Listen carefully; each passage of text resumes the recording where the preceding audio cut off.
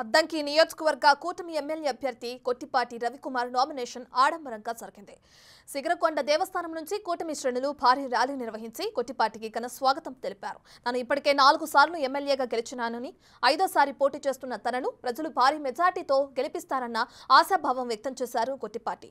ప్రజలకు తన మీద ఉన్న నమ్మకాన్ని వమ్ము చేయనని తెలిపారు.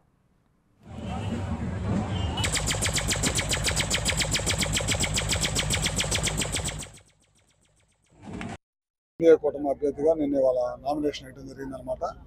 ముఖ్యంగా మీ అందరికీ తెలియదు కాదు, గత 4 సార్ల నుంచి ఎమ్మెల్యేగా పోటీ చేసి గెలిచాను. ఇది 5వ సారి నామినేషన్ వేస్తూ ఉన్నాను.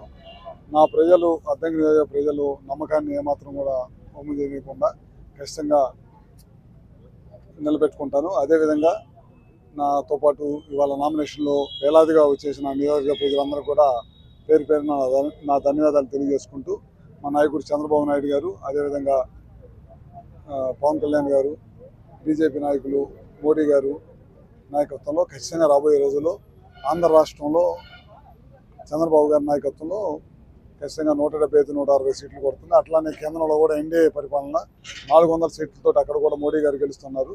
రాబోయే రోజుల్లో ఈ దుష్ట పరిపాలన అంతమించి మంచి పరిపాలన వచ్చిందని చెప్పి ఆశిస్తూ